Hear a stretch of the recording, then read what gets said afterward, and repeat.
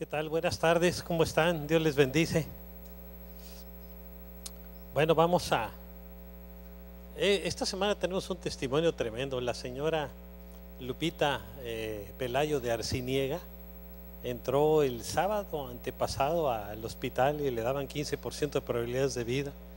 El domingo 1%, pero con la oración de muchos cristianos y orando por ella, se ha levantado y se está recuperando, gracias a Dios, ¿verdad? Denle un aplauso al Señor por eso, ¿no?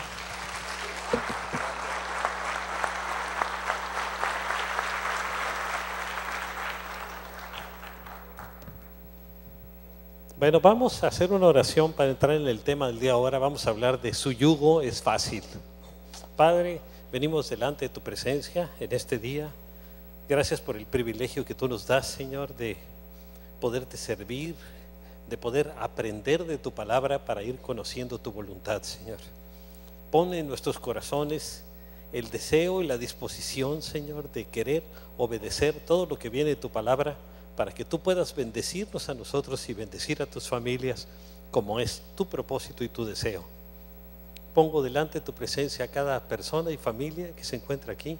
Pedimos tu bendición para ellos en el nombre de tu amado Hijo Jesús, Señor. Amén.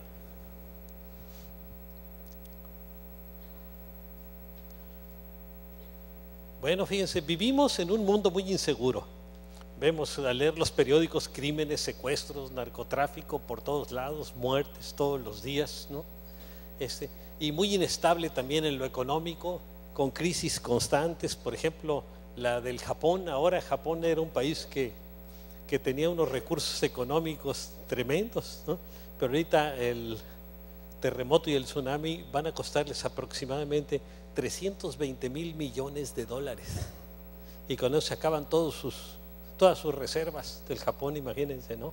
Así que la situación está en todos lados. Nosotros ya no podemos poner la seguridad en el dinero. En lo social, revueltas, protestas. Vean los países musulmanes, ahorita casi todos andan en contra de los líderes autocráticos que tienen, en protestas, y ha habido muertos todos los días ya por semanas. En la naturaleza tenemos terremotos como el del Japón de 9 grados, ya están habiendo varios de 9 grados, ¿no? Huracanes, inundaciones, los tsunamis, etcétera. Y todo esto provoca, fíjense, preocupación y estrés en la gente. Todo eso. Y dice la Escritura en 2 de Timoteo 3:1, también debes saber esto. Y noten esto, al decir debes saber, es que lo que viene a continuación es muy importante, que en los postreros días vendrán tiempos peligrosos. Estamos viviendo en tiempos peligrosos. Y en tiempos peligrosos tenemos que estar preparados y tenemos que tener claras nuestras prioridades. Fíjense. Ahora vamos a ver cuáles deben ser nuestras prioridades. Como cristianos necesitamos entender lo siguiente. En primer lugar, ¿quién soy yo? ¿Quién soy? ¿No? Si leemos la Biblia, vamos a ver que la Biblia dice que soy un hijo de Dios, ¿no? Vean lo que dice cuando entregamos nuestra vida a Cristo. En Efesios 1:5 dice, nos predestinó para ser adoptados como hijos suyos por medio de Jesucristo, según el buen propósito de su voluntad, solo por su gracia y por su misericordia.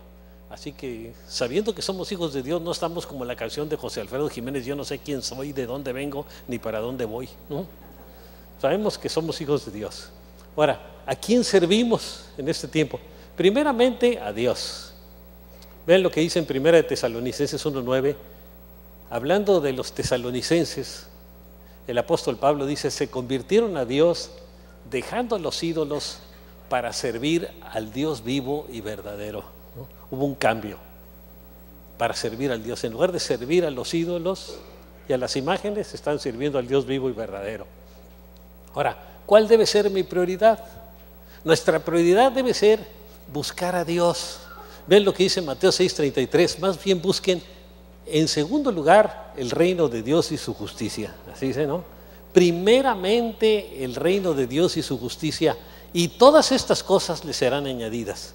¿Y a qué cosas se refiere en los versículos anteriores, en los previos? Se refiere a comida, techo, ropa, ¿no? Así que si busca uno primero al Señor, las demás cosas vendrán por añadidura. No quiere decir que se tire en una hamaca, ¿no? Sino que esa sea la primera prioridad de su vida, ¿no? Ahora, A todo aquel que se encuentra preocupado y agobiado, fíjense, Cristo le da la solución.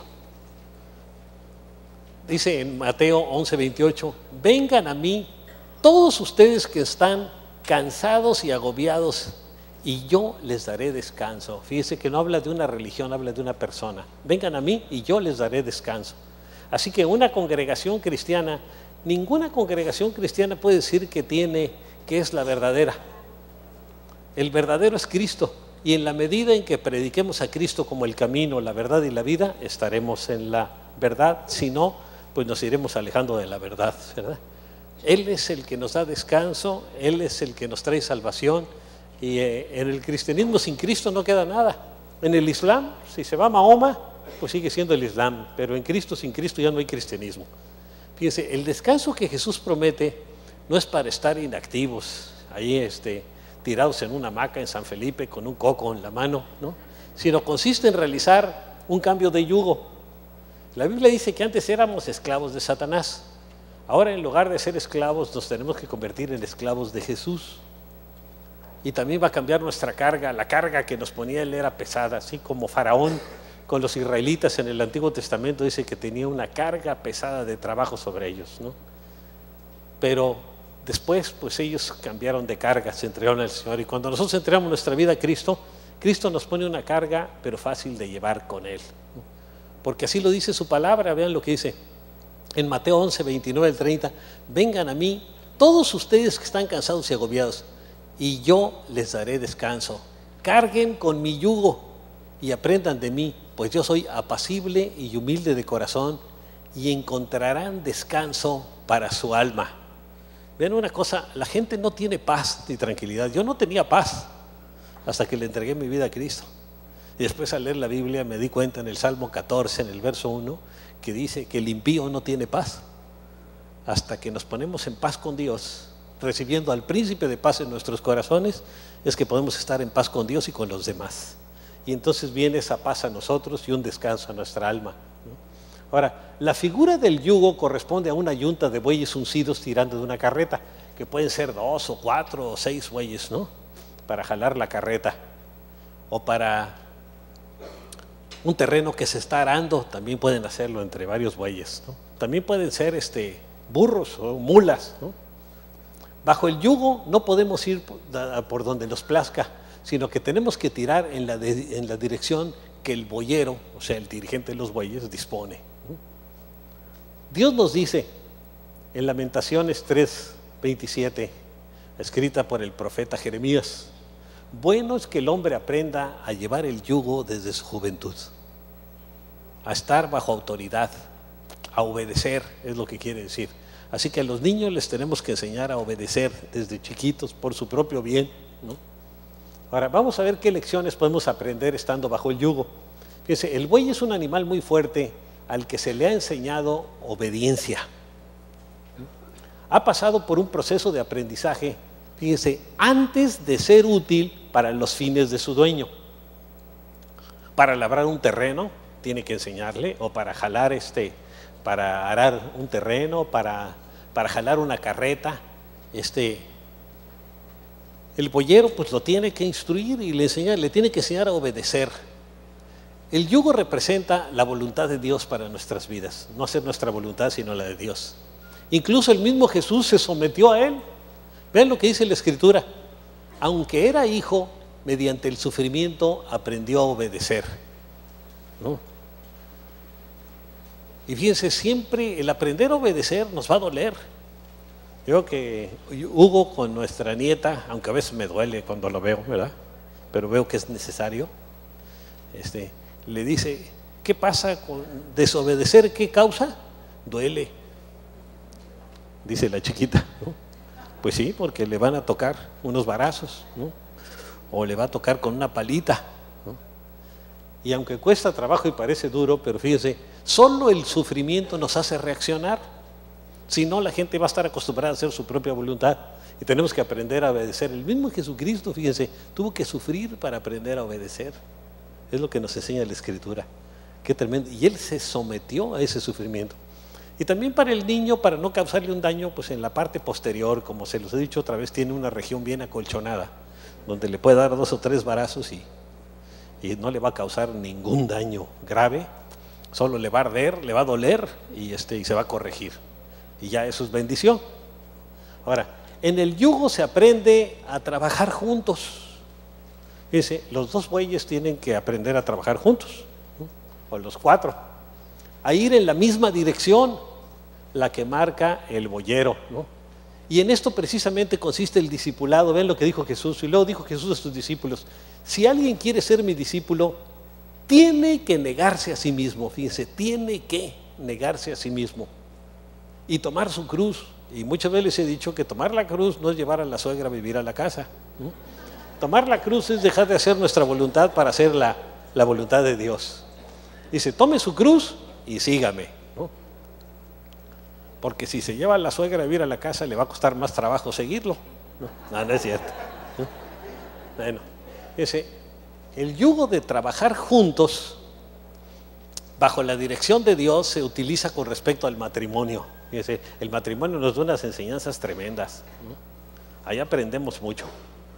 Cuando uno se casa, se pone en yugo, ¿no? Al advertirnos sobre no unirnos en yugo desigual con un incrédulo. Fíjense, hay escrituras como por ejemplo Levítico 19:9 que dice: no harás ayuntar tu ganado con animales de otra especie. ¿Por qué? Porque uno puede ser más fuerte que el otro y le va a romper el cuello. En Deuteronomio 22:10 dice: no ararás con buey y con asno juntamente, porque también es mucho más fuerte el buey, ¿no? Y aquí en esta escritura dice: no formen yunta con los incrédulos. Le dice a un creyente: ¿qué tiene en común la justicia y la maldad? ¿O qué comunión puede tener la luz con la oscuridad? Porque fíjense, cuando uno se junta con otra persona, si es un creyente y el otro no, es como juntar un buey con un asno, ¿no? O un buey y una mula, ¿no? No estamos diciendo nada, estamos diciendo cómo son las yuntas, ¿no? O un buey y un caballo, fíjese, el buey arrastra el caballo, ¿no? O un burro y una yegua, ¿no? O un burro y una mula. Fíjese, cuando se casa un burro con una mula, necesitan consejería urgente, ¿no? O un mulo con una burra, también, ¿verdad? Puede ser.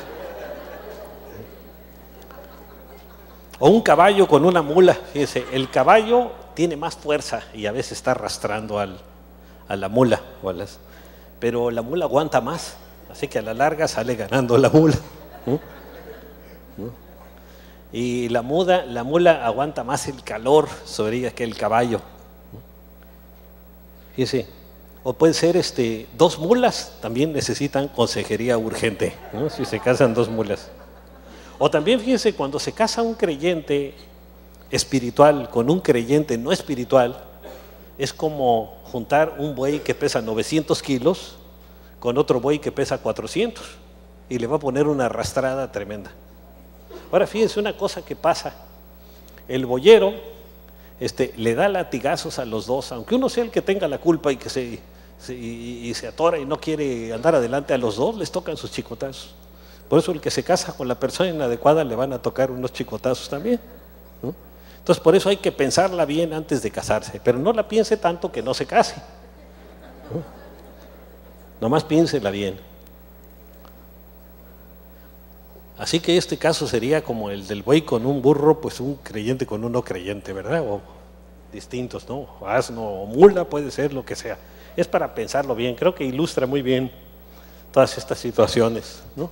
Ahora, antes de aceptar el yugo de Dios, ¿verdad? Porque es para el yugo que tenemos que ponernos para hacer su voluntad, tenemos que aceptar su cruz, reconocer que Él murió en la cruz por nosotros, que Él entregó su sangre preciosa en la cruz para salvarnos.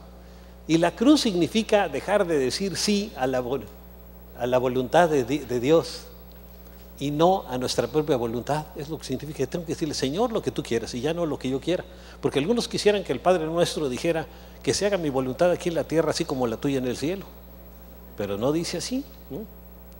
Ahora, en Gálatas 2:20, fíjese, está hablando el apóstol Pablo y dice: he sido crucificado con Cristo.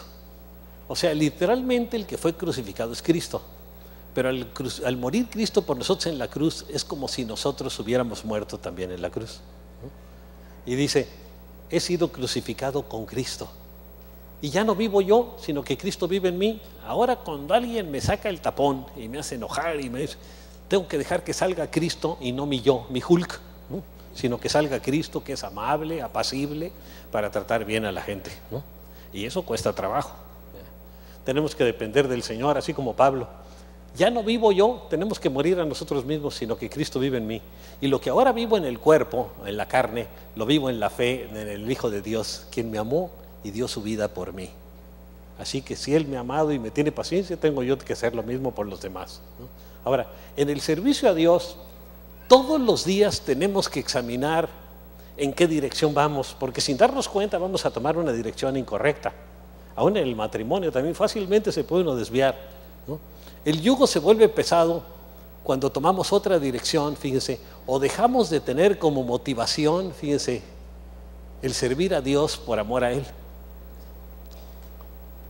Ya nuestra motivación no es el amor a Dios, sino puede ser cualquier otra cosa. Entonces dejamos nuestro primer amor, ¿no? O tomamos otra dirección y entonces nos hace muy pesado lo que estamos haciendo.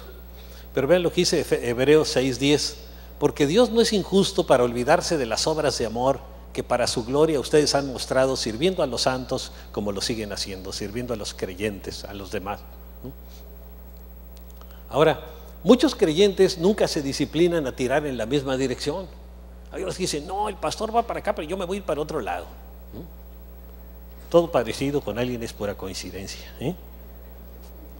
Y como consecuencia terminan provocando divisiones, porque mucha gente que está insatisfecha no se guarda su insatisfacción, sino que la comunica a otros y se encuentra generalmente con otros insatisfechos, y entre todos los insatisfechos se vuelve una insatisfacción tremenda, ¿eh? Y se los lleva y abren otra congregación o otra cosa y se provocan divisiones en la obra de Dios, y ellos también terminan con el cuello lastimado porque Dios no avala lo que no es parte de su voluntad, ¿verdad? Ahora, el yugo, fíjense, no puede estar suelto.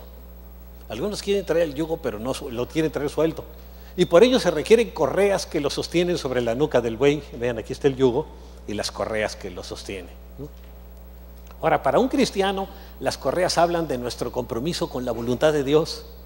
Y una vez amarradas, fíjense, no hay opción de a dónde ir. Tenemos que ir en la dirección que nos manda el boyero, ¿no? Ahora, lo cierto es que Dios nunca nos obliga a hacer su voluntad.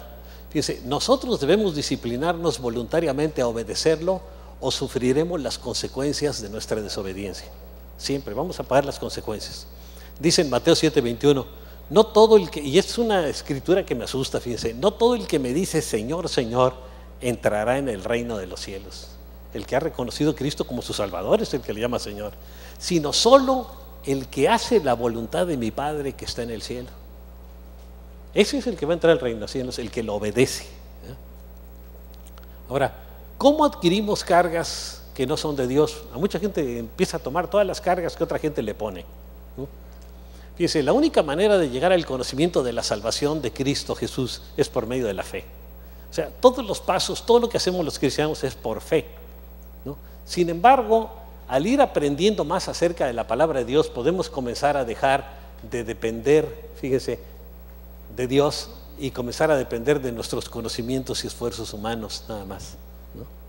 Por ejemplo, a mí me pasó a los 12 años de cristiano. Yo ya había leído la Biblia completa 10 veces. Entonces, pues yo ya no tengo que consultar cosas, yo ya sé, ¿no? Y empecé a tomar malas decisiones, porque nosotros nos hacemos fórmulas de lo que viene en la palabra de Dios y la aplicamos con rigidez. Pero, por ejemplo, el Señor, para sanar a un ciego que llegó en una ocasión, le dijo, abre los ojos, y la persona recuperó la vista. A otro le untó lodo en los ojos, ¿no? Y nosotros podemos aprender una de las dos cosas y olvidar todas las demás. Y Dios nos da el mandato general en su palabra, pero hay ciertas maneras de aplicar las cosas que también vienen en la palabra, que tenemos que conocerla muy bien para hacerlo. Y además tenemos que buscar la guianza y la dirección de Dios, ¿eh? Porque si no dependemos de nuestros esfuerzos humanos. Vean lo que decía Pablo, que también pasó algo así. Y esto es precisamente lo que hablamos, no con las palabras que enseña la sabiduría humana.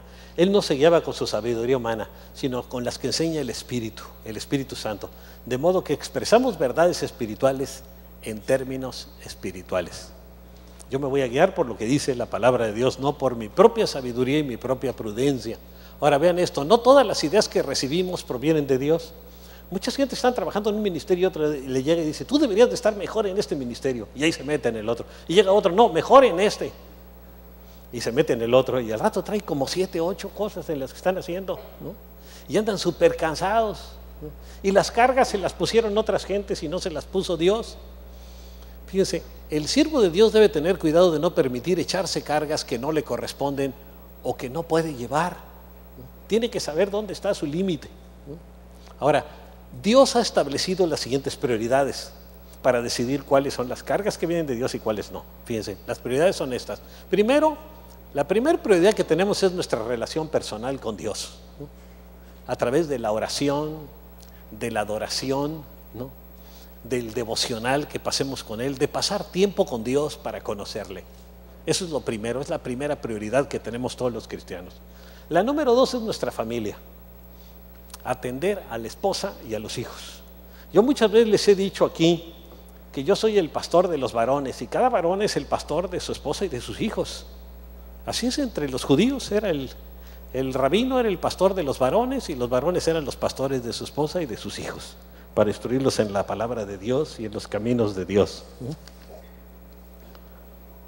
Entonces fíjense, la Escritura nos dice que el creyente debe de gobernar bien su casa. Y en 1 Timoteo 3:5 dice, pues el que no sabe gobernar su propia casa, ¿cómo cuidará de la iglesia de Dios?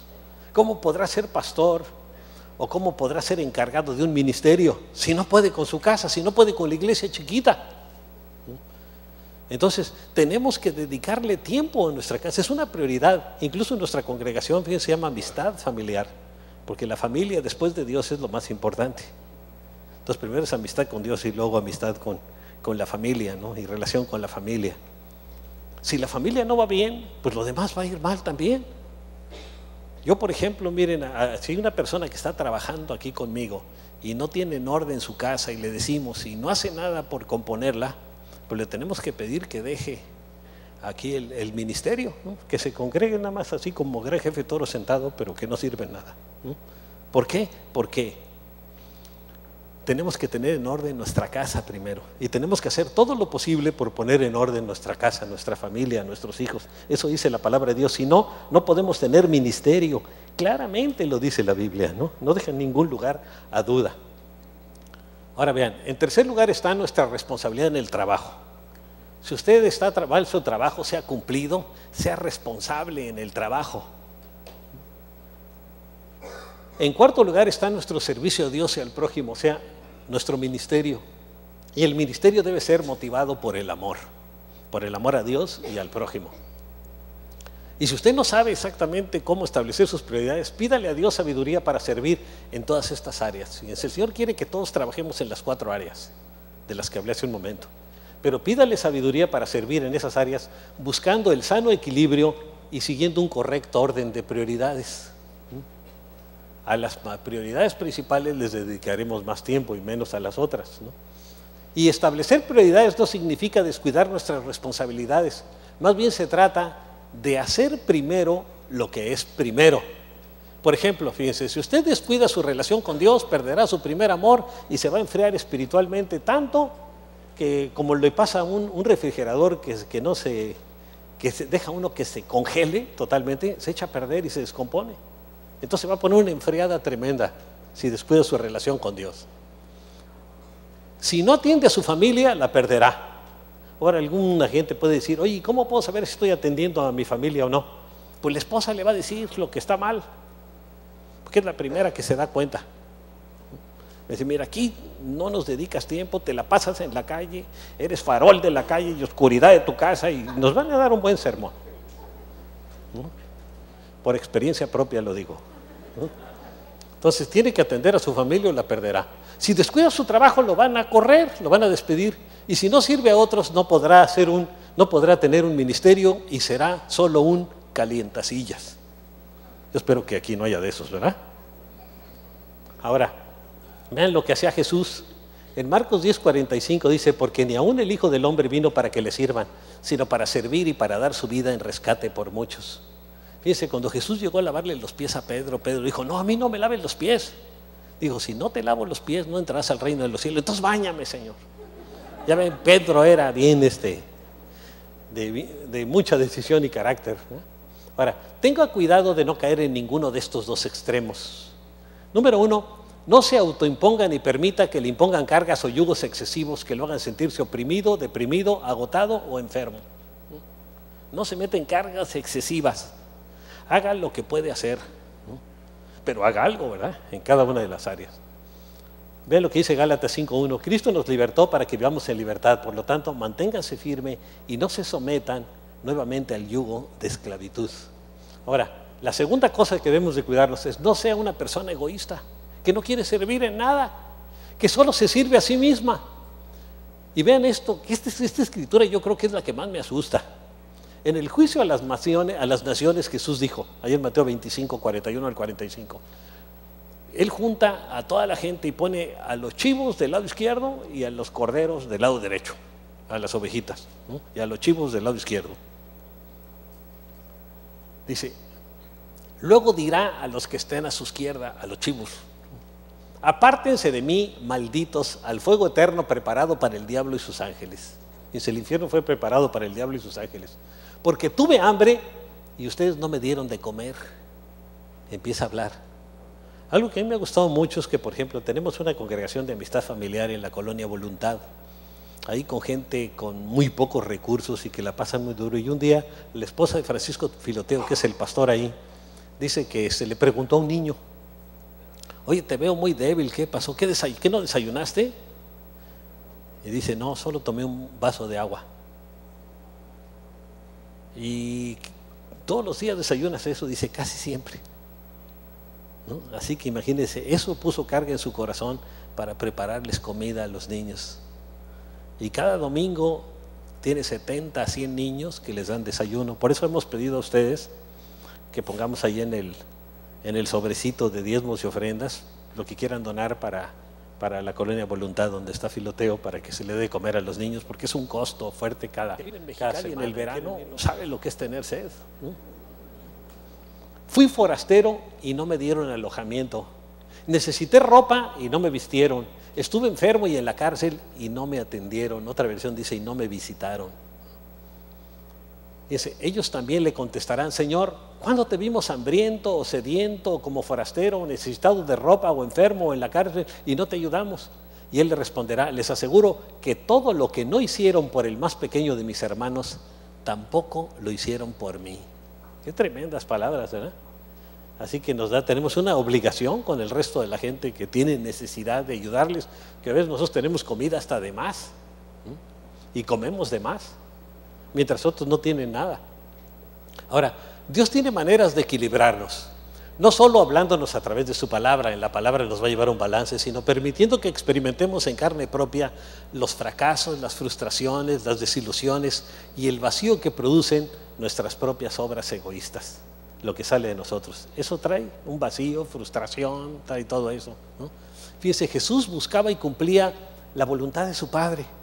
Dice en Juan 14:31, pero el mundo tiene que saber que amo al Padre y que hago exactamente lo que Él me ha ordenado que haga. Jesús siempre hacía la voluntad del Padre, estaba en comunión con el Padre, conocía la voluntad del Padre y todos los milagros que hizo fueron ordenados por el Padre para que Él los hiciera. Porque pudo haber hecho otros milagros más y no los hizo. Hacía lo que su Padre le mandaba. Y el Padre sabe qué es. Y Él dice, hago exactamente lo que Él me ha ordenado que haga. Ahora, el apóstol Pablo tenía un corazón de siervo. Fíjense, y estas fueron sus palabras. Ahí en 1 Corintios 3, 9 al 10. En efecto, nosotros somos colaboradores al servicio de Dios. Y ustedes son el campo de cultivo de Dios, les dice a sus discípulos. Son el edificio de Dios, según la gracia que Dios me ha dado, yo como maestro constructor, ¿no? Porque Él era el maestro constructor. Fíjense, el arquitecto es el Espíritu Santo, ¿no? Eché los cimientos y otro construye sobre ellos. pero cada uno tenga cuidado de cómo construye, con el mejor material y de la mejor manera posible, para ayudar a otras personas, ¿no? Ahora, el apóstol Pablo, fíjense, tenía bien claro de quién era la obra y quién decidía lo que había que hacerse. Yo por eso le pido sus oraciones, para que yo siempre tenga y mantenga bien claro de quién es la obra aquí, que es de Dios, ¿no? Y también quién es el que decide lo que hay que hacerse, que es el Señor, así que tenemos que consultarlo siempre. Ahora, ¿cómo llevar las cargas? ¿Cómo las podemos llevar? Otra lección que aprendemos del yugo es la manera de llevarlo. Fíjense, debemos hacer un compromiso y amarrarnos firmemente el yugo al cuello para que funcione como es debido. Tiene que estar bien amarrado, ¿no? Ahora, la razón es triple de que esté bien amarrado. Número uno, para que no nos afemos del yugo cuando querramos hacer otra cosa. Hay gente que está sirviendo un ministerio, se ha comprometido y de repente, no, mejor hago otra cosa, y se zafa muy fácilmente. Tiene que cumplir por un tiempo, por lo menos. Tenemos que aprender a ser cumplidos. No nos afemos del yugo cuando nos dé la gana para hacer otra cosa. En segundo lugar, para que el yugo no nos lastime si está demasiado suelto. Si está muy suelto, le va a rozar el cuello a la persona. Y en tercer lugar, para que no lo llevemos cuando y como a nosotros nos plazca. Ahorita me lo quito y me lo vuelvo a poner y lo hago como quiero, ¿no? Entonces, no es lo correcto delante del Señor. Vean lo que dice en Lamentaciones 1:14. Pesan mis pecados como un yugo sobre mí.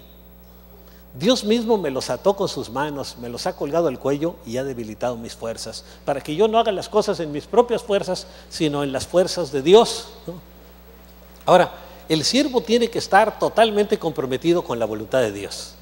Y si nosotros somos sus siervos, tenemos que estar comprometidos con su voluntad. Y solo de esta manera el servicio a Dios es en realidad un descanso y lo llevaremos a cabo con gusto.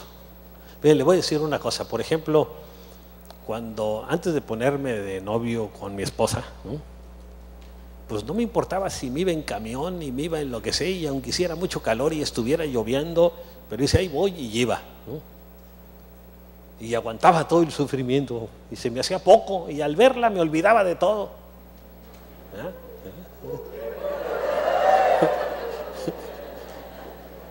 Porque eso, si uno ama a una persona, no se le hace gravoso. Cuando ya no la ama, no, es que no voy a ver a mi novia porque llovió.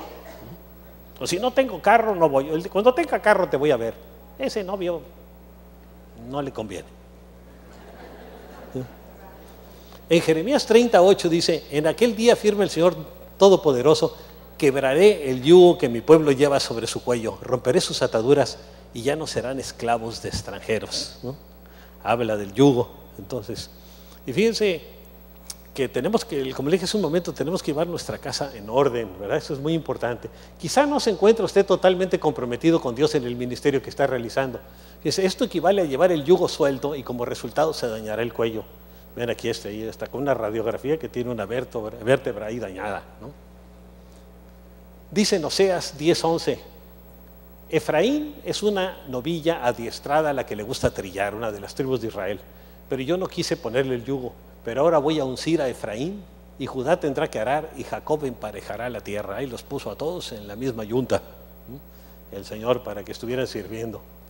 Ahora, la fidelidad, fíjense, en las relaciones amarra el yugo y la carga no se vuelve insoportable.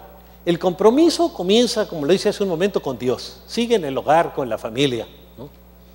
Y a veces cuesta trabajo en la familia porque hay problemas, hay conflictos, hay luchas. Por eso me ven a mí cubierto de cicatrices, ¿no?, y hasta de latigazos por el yugo ahí que nos tocan también a los dos, ¿no?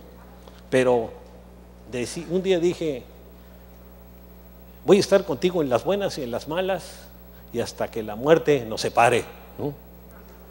Y no se vale el asesinato, acuérdense, ¿no?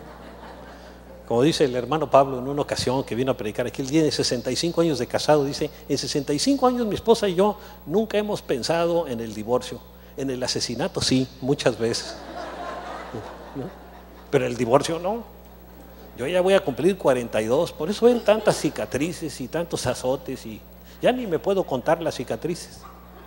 Pero seguimos adelante y firmes, ¿no? Y además tiene uno que hacerlo, el trabajo en la familia y atender a la esposa y que ella esté contenta.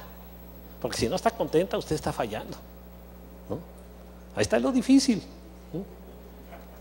pero con la ayuda de Dios todo se puede. Y dedique tiempo, ¿verdad? Bueno. Entonces el compromiso comienza con Dios, sigue en el hogar y continúa con la familia de Dios, que es el ministerio. Dice en Lucas 16:10, el que es fiel en lo muy poco, si le toca cuidar del cunero un domingo, dice, bueno, y usted no es fiel, no, ya me fui al rato porque es un chilladero de niños, ¿no? Entonces, si usted no es fiel en lo muy poco, también si es fiel en lo muy poco, también será más fiel en lo mucho. Y el que en lo muy poco es injusto, también en lo más es injusto, va a ser infiel, no va a cumplir. Así que nosotros vemos que una gente puede ser fiel cuando es fiel en lo chiquito, ¿no? En lo que se comprometió y es fiel. Bueno, esa persona está para cosas mayores. Por ejemplo, los votos matrimoniales son el compromiso de fidelidad que hemos aceptado al entrar en el yugo del matrimonio, porque el matrimonio es un yugo, ¿no? Y se sufre. ¿Me ven sufrido? ¿No? Pero es un compromiso que hicimos y hay que sacarlo adelante y bien, ¿no? Y ahora cumplimos 42 años en mayo, y con la misma. Porque hay unos que me dicen, llevo 42 años, pues llevo como 4 o 5, pues no. ¿No? Fíjese, y ese compromiso que hacemos en el matrimonio, muchas pruebas futuras van a intentar romperlo. Y tenemos que salir adelante. Por eso es importante que haya comunicación entre los esposos, ¿no? Tenemos que tener comunicación. Sin embargo, cuando el compromiso de amor en el matrimonio es fuerte, la carga es ligera. Cuando se ama a la persona y el compromiso que uno es fuerte, la carga va a ser ligera. Si no, se le va a hacer muy pesado. Si le hace muy pesado es porque ya no ama a la otra persona, ¿no? Fíjese, debe existir un compromiso de amor en la familia de Dios también. La congregación no es un club, somos miembros de una familia, comprometidos con Dios, con las autoridades que Él puso y unos con otros. Una cosa que yo aprecio mucho de José Mallorquín, que es pastor en San Diego y tiene otra congregación en Tijuana, es que a él le han ofrecido cobertura y ser pastor de él, un pastor de una de las congregaciones más grandes en toda América Latina. Y él le dice, no, porque yo tengo un compromiso, mi pastor es Aurelio, dice, y yo voy a ser fiel siempre con él. Es como si alguien te pidiera que cambies de papá. Tú no puedes cambiar de papá porque nomás tienes un papá. Aunque te pusieran un papá más guapo, tu papá es el que tienes. Este no era el caso porque no puede haber uno más guapo, pero ni eso sería un justificante, ¿no? Entonces me gustó esa actitud de él. Dice en Gálatas 6:2, sobrellevad los unos las cargas de los otros y cumplid así la ley de Cristo, de apoyar a otros. Si alguien está enfermo hay que orar por él, hay que visitarlo, hay que animarlo, exhortarlo, consolarlo. Fíjense, hay una consecuencia cuando no estamos comprometidos con la voluntad de Dios. Al no tener la disposición de hacer su voluntad, nos sentiremos frustrados cuando no hacemos la voluntad de Dios. Dice en 1 Juan 5:3, en esto consiste el amor de Dios, en que obedezcamos sus mandamientos, y estos no son difíciles de cumplir. Fíjense, el yugo fue diseñado para llevarse sobre el cuello, sobre la cerviz. La cerviz o cerviz es el sinónimo de nuestra voluntad. Bajar la cerviz significa someterse y humillarse ante la voluntad de Dios. Si hay problema en su matrimonio, usted humíllese delante del Señor y hable con su esposa y trate de arreglar el problema. Dice, aquí nosotros, si hay alguien que está sirviendo en un ministerio y tiene problemas en su matrimonio y no hace nada por arreglarlo, yo les he pedido que dejen el ministerio. Porque si no puede con su casa, dice, ¿cómo va a poder con lo demás, verdad? La Escritura nos dice muy claramente, en 1 Timoteo 3:5, el que no sabe gobernar su propia casa, ¿cómo cuidará de la iglesia de Dios? ¿No? Entonces tenemos que comenzar en la casa. Acuérdense que yo soy el pastor de los varones y cada varón es el pastor de su propia familia, de su esposa y de sus hijos, ¿verdad? Y tenemos que cuidarlos, ayudarlos, bendecirlos. Dios llama a su pueblo desobediente por resistirse a hacerlo. Fíjense, qué tremendas palabras de parte del Señor. Le dice a su pueblo, aunque está aquí en el Nuevo Testamento, pero está refiriéndose a sucesos del Antiguo Testamento, y les dice, con Moisés, dice, duros de cerviz e incircuncisos de corazón y de oídos, porque no quieren entrarle la palabra, no dejan que la palabra entre a sus oídos, ¿no? Ustedes resisten siempre al Espíritu Santo como sus padres. ¡Qué tremendo! Y vean una cosa, cuando nosotros resistimos al Espíritu Santo, entonces lo contristamos. Y si seguimos resistiéndolo, lo vamos a apagar. ¡Qué tremendo! Dios advierte al duro de cerviz. Dice en Proverbios 29:11, el hombre que reprendido endurece la cerviz, de repente será quebrantado y no habrá para él medicina. El que no quiere corregir las cosas, va a llegar un momento en que ya no va a haber medicina, ¿no? En conclusión, hay creyentes que quieren servir a Dios a su manera. Yo no sé si conozcan a alguno de ustedes. Aquí no hay, pero yo he visto en congregaciones donde sí hay, ¿no? Quieren servir a Dios a su manera, ¿no? Así como otros que dicen, yo creo en Dios a mi manera, estos quieren servir a Dios a su manera. Y fíjense, esa no es una opción. Dios ha prometido dar su Espíritu Santo y sus bendiciones a los que le obedecen. Fíjense, lo importante para Dios es obedecerle. Dice en Hechos 5:32, nosotros somos testigos de estos acontecimientos y también lo es el Espíritu Santo que Dios ha dado a quienes le obedecen. Dice, la condición es obedecer a Dios. Vamos a orar. Padre, queremos venir delante de tu presencia en esta tarde. Gracias por el privilegio, Señor, que nos das de escuchar tu palabra. Ayúdanos, Señor, a recibir tu palabra en nuestro corazón, en nuestra mente, que no solo se quede en nuestra mente, sino que pueda bajar 30 centímetros hasta nuestro corazón y motivarnos a cambios, Señor, para que procuremos obedecer tu palabra, lo que tú nos mandas, Señor, que seamos obedientes a ti, Señor. Ayúdanos a tener la disposición de la obediencia, Señor. Gracias porque tú eres bueno, porque tú quieres lo mejor para nuestras vidas. Alabamos y bendecimos tu nombre, Señor. Gracias por tu amor y bondad, Señor. Yo te doy gracias porque a través de tu Espíritu Santo tú nos vas indicando lo que está mal en nuestras vidas para que con la misma ayuda de tu Espíritu lo podamos corregir. Y sabemos, Señor, que aunque nosotros lo consideremos muy difícil, todo lo podemos en Cristo que nos fortalece. Gracias, Señor, porque tú nos has dado tu Espíritu Santo y tu Hijo Jesús para ayudarnos a vivir la vida cristiana. Alabamos y bendecimos tu nombre, Señor. Gracias, gracias, Señor.